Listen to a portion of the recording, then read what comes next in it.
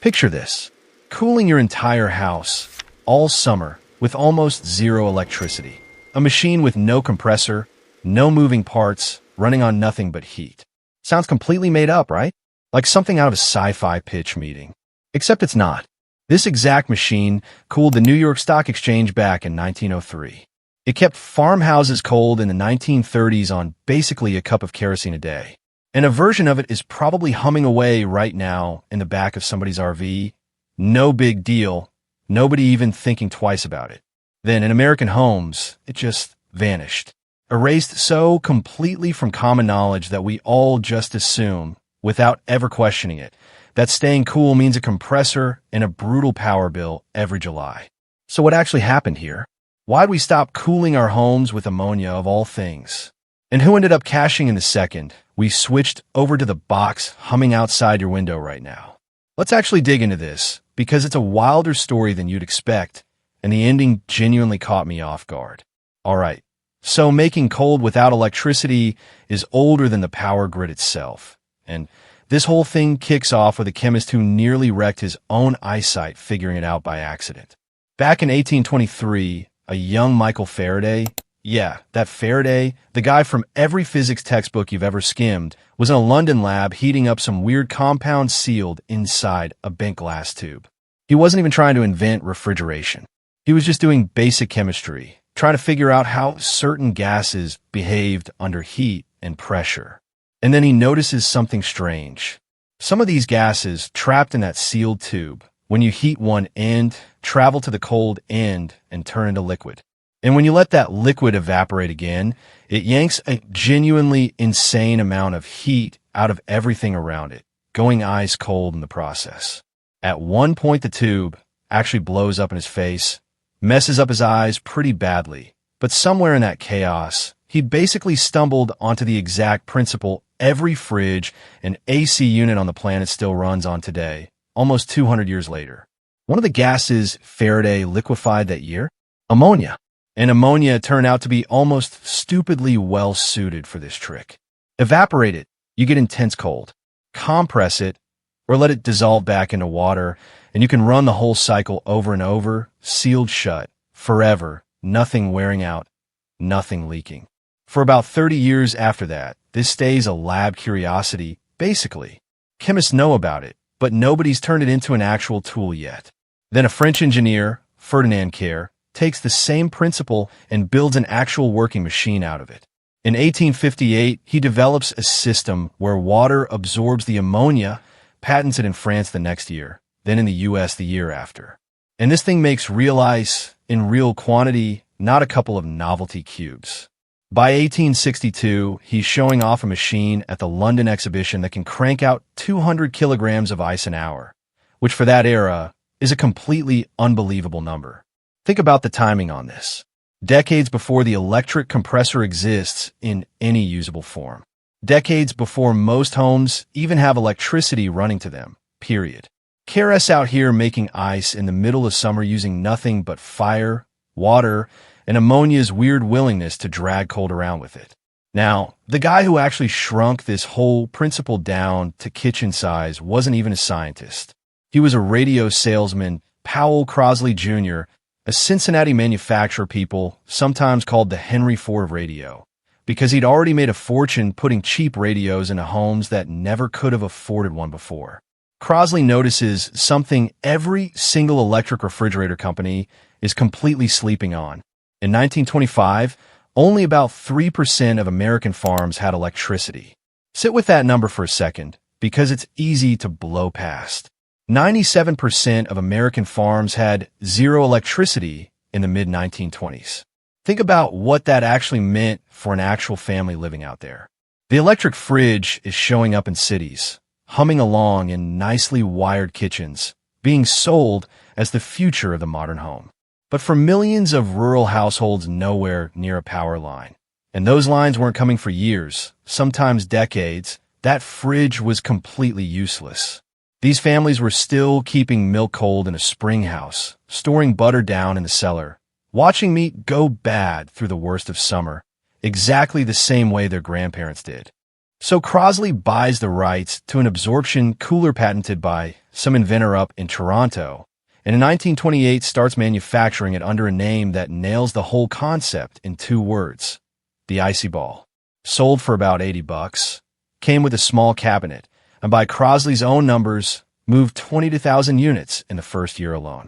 Just to put that in perspective, that's not some niche hobbyist gadget. That's a genuine mass market hit, at a time when $80 was a real, serious chunk of money for a farming family. The device itself looks almost comically basic. 2 metal balls connected by a U-shaped pipe. One's got water in it, the other's got ammonia, and the gas moves freely between them. No motor, no compressor, 0 wires anywhere. Runs in complete silence, no moving parts at all, and on a farm where literally every other piece of equipment is grinding or clanking or constantly breaking down, this thing must have felt like actual magic.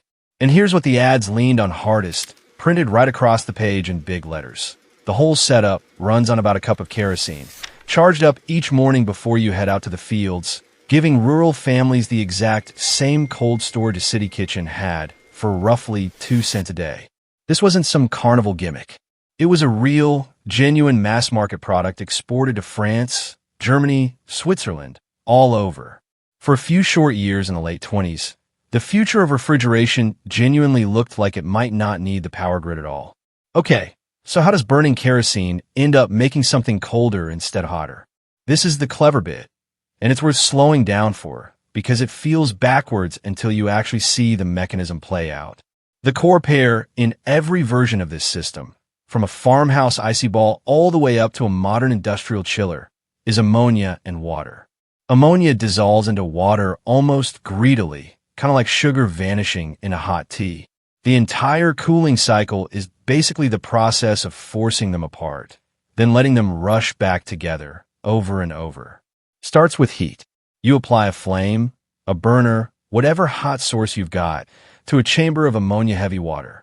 As it heats, the ammonia gets pushed back out of the water as pressurized gas because heat breaks the bond holding them together. That gas travels to a condenser, dumps its heat there, turns into pure liquid ammonia. Basically, you just used heat to load up spring. Then comes the actual cooling stroke. That liquid ammonia gets released into a low-pressure chamber, the evaporator, and there it does exactly what Faraday saw in his lab 2 centuries back.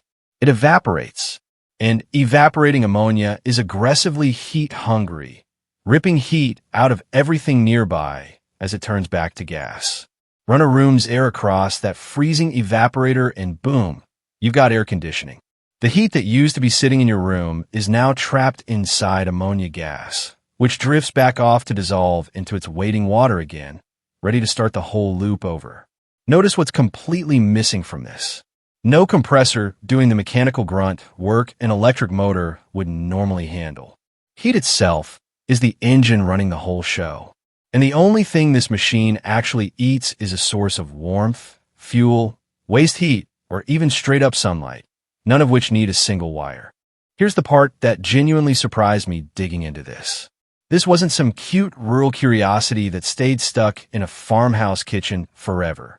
The very first air conditioning system ever installed to cool actual people, not machinery, not industrial processes, opened to the New York Stock Exchange in 1903, and it ran on 3 ammonia absorption machines, each one with cooling capacity equal to 150 tons of ice. Before the electric compressor even existed in any workable form for comfort cooling, heat-driven ammonia was already cooling one of the most important trading floors in American finance, keeping traders functional through brutal New York summers, decades before anyone else had that luxury. And this tech kept proving itself at every scale after that first big install. At home, the same absorption principle packed into a cabinet became a legitimate commercial hit under a name almost nobody's ever heard today, Servel. From 1927 all the way to 1956, nearly 30 years, Servel was the only American company making gas absorption refrigerators, and it basically owned that entire market. Competition barely registered. These units ran off a small flame instead of a compressor, and they had one thing no electric unit of that era could touch: dead silence. No compressor kicking on and off at night, No moving parts wearing down over the years. Machines families actually handed down for generations, still working. And this wasn't some niche product either. Electrolux, whose absorption design Servel built under license, drops an air-cooled version in 1931, and by 1936, just 5 years later, over 1 million units sold, with the tech being explicitly pushed toward full home climate control, not just basic refrigeration. By 1933, year-round home air conditioning using this exact method was getting publicly demonstrated at trade shows, and engineers were actively building multi-stage ammonia absorption machines aimed straight at comfort cooling for regular houses, not just industrial use. So step back and look at where things stood by the mid-1930s. A cooling technology with zero moving parts, running on cheap fuel or waste heat, needing no electricity at all, dead silent, lasting for generations, already proven at the scale of a major financial building since 1903 and actively being engineered and marketed for the ordinary home. By pretty much every practical measure you could throw at it, this thing wasn't just viable. It was excellent, and every trend line was pointing at it becoming the standard. So if it was this good, why'd it basically vanish from American homes within a couple decades? Honest answer starts with a real, serious danger, and I want to be straight with you here instead of pretending it away or turning this into some clean villain story, because it's messier than that. Ammonia is toxic. A concentrated lungful burns your airways, and a big leak in an enclosed space can genuinely kill someone, not as some rare hypothetical, as a documented, repeated reality. In the 1920s, ammonia wasn't even the worst refrigerant floating around people's kitchens. Early fridges from that decade were sometimes charged with sulfur dioxide, which sears your lungs on contact, or methyl chloride, which is toxic and flammable at the same time, a genuinely nightmarish combo to have sealed inside a box sitting in your kitchen.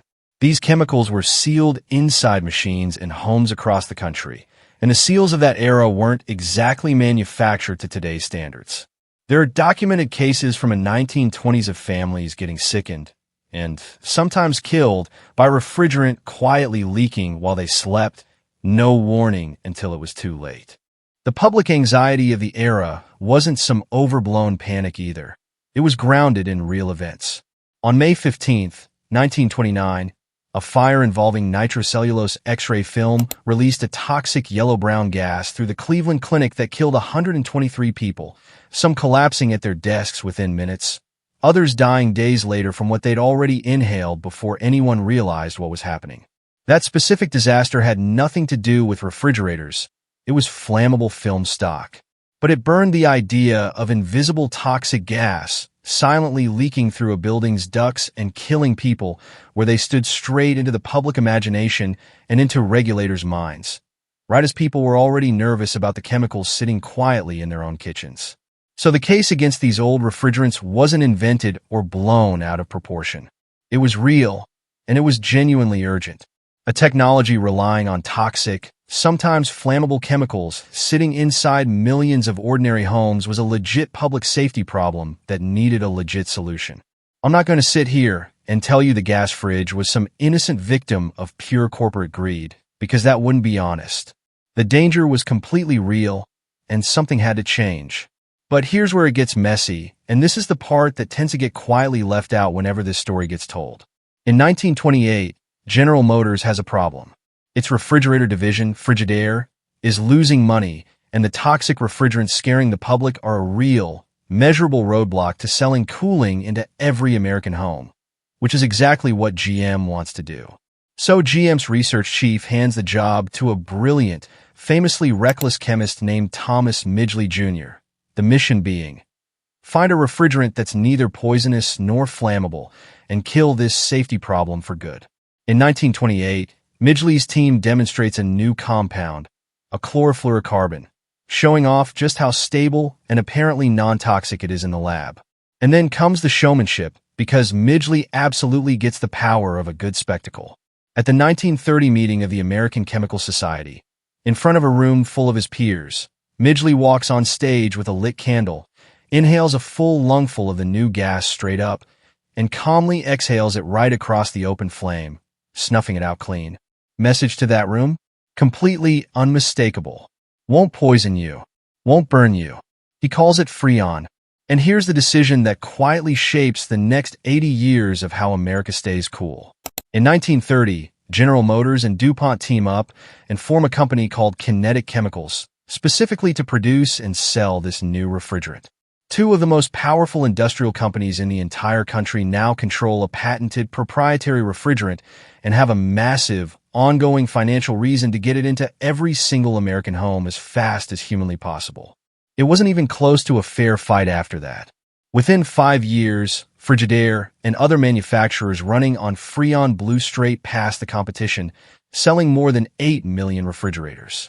The compressor needed Freon specifically to run, and the power grid was now spreading fast enough across the country to keep it powered nearly everywhere. The gas absorption fridge, the silent electricity-free machine that had already proven itself at the New York Stock Exchange 3 decades earlier, gets quietly rebranded in the public mind as the outdated past, some old-fashioned thing your grandparents used before real progress showed up. Now here's the part that should genuinely make you sit back for a second, because it's the kind of twist you couldn't make up. The safe replacement that pushed ammonia out of American homes turned out to be a disaster of a completely different and honestly way bigger kind. In 1974, 2 scientists discovered the supposedly stable CFC molecules don't stay put at all. They drift slowly, over years, up into the upper atmosphere and destroy ozone, the exact layer that shields all life on this planet from dangerous UV radiation. By the time the Antarctic ozone hole gets confirmed and understood in the 1980s, the scale of this problem is undeniable. By the Montreal Protocol of 1987, an international agreement basically every country on Earth signs on to, Freon and its chemical cousins get banned worldwide, one of the only times in history the entire planet agreed to phase out a widely used industrial chemical this fast. So the refrigerant marketed as the safe, modern answer to a real, legitimate danger ends up putting a measurable hole in the sky above the whole planet.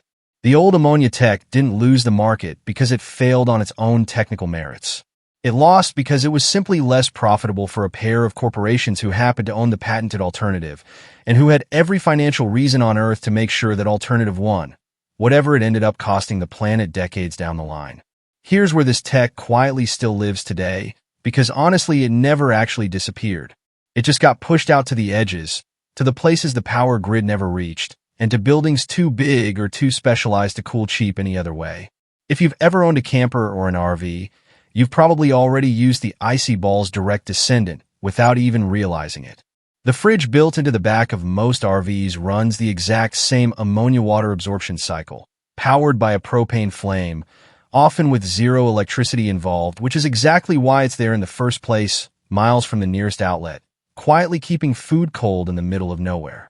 For actual buildings, this tech scales up massively, way beyond anything a farmhouse ever needed. Big commercial buildings today are frequently cooled by gas-fired absorption chillers, machines making chilled water using heat instead of an electric compressor. And they genuinely shine in one situation above every other. Anywhere heat's already being made and wasted. An absorption chiller can run on waste steam from an industrial boiler, exhaust heat from a gas turbine, output from a biomass burner, turning heat that would otherwise just get dumped into the atmosphere straight into useful cooling instead. A factory, a hospital, a data center already generating surplus heat as a byproduct can basically air condition itself using energy it was about to waste anyway, at practically zero extra fuel cost. And here's where the whole thing comes full circle, and honestly I find this pretty satisfying. The exact same ammonia water absorption cycle that cooled the stock exchange trading floor in 1903 is now getting paired with solar thermal collectors in parts of the world, using the direct heat of the sun to drive the cooling cycle. Think about that inversion for a second. The hotter the day gets, the more cooling capacity the system actually cranks out. Complete flip of everything we've been trained to assume about how AC works. And it runs entirely on the one thing a brutal summer day has in genuinely overwhelming abundance. So where does that actually leave you? Honestly, depends completely on your situation, and I want to give you a straight, useful answer instead of selling you nostalgia. If you're on the grid in a normal house, a modern electric heat pump is almost certainly your most efficient path to cooling, and nobody should try talking you out of that with a nice story about old tech. The compressor genuinely did get way better over the decades since the 1930s. And for a wired home with reliable power, it's genuinely hard to beat on efficiency and convenience. This isn't some nostalgia move you should force into a situation that doesn't actually call for it. But the second your situation changes, so does the honest answer. An off-grid home. A propane homestead nowhere near a power line. A cabin where running electricity in would cost a genuine small fortune. A sun-drenched region with way more reliable sunlight than reliable grid access. In those specific situations, absorption cooling isn't some second-choice compromise. It's genuinely the right tool for the job, making cold out of fuel or sunlight instead of a meter connection, running silently, with almost nothing mechanical inside it left to eventually break. One honest heads up before you get any wild ideas after watching this. This is not a garage project, and I want to be crystal clear on that. Ammonia under pressure is genuinely dangerous, full stop, and any modern absorption unit sold today is hermetically sealed and factory-built for good safety reasons. The move today is buying a properly engineered, professionally built system, not trying to recreate a 1920s open-flame Icy Ball setup in your living room from scratch. So step back and look at the real shape of this whole story, because I think it's genuinely worth sitting with for a second. A cooling technology that worked, that ran on cheap fuel or otherwise wasted heat, that needed zero electricity, that lasted generations of reliable use, that made no sound whatsoever, and that had already successfully cooled a major financial building since 1903, decades before its replacement could cool a closet, didn't lose some fair, open competition on technical merit. It got outspent. Two corporations owned a patented chemical. The power grid spread across the country and favored exactly the machine that patented chemical happened to feed. And the silent, flame-powered cooler quietly got rebranded in the public mind as the outdated past, while the supposedly safe chemical that replaced it went on to burn a measurable hole in the ozone layer over the entire planet. The physics itself never stopped being true through any of this. Heat one end, cool the other. Faraday saw the raw principle in a glass tube 2 centuries ago in a London lab. The New York Stock Exchange ran a working version of it in 1903. And a chiller sitting quietly in a modern hospital basement proves the exact same principle today, every single day. The cold was always sitting right there in the chemistry the whole time. We just ended up adopting the version somebody could slap a meter on and bill you for every month. If you're into digging up forgotten engineering like this, the kind of story that quietly hands a bit of independence back to regular people, subscribe to Forgotten Ways, and send this to someone who'd genuinely find this as wild as you just did. And if you want to see how to cool a humid room for about $25 using nothing but salt, our salt cooler video is right here waiting for you.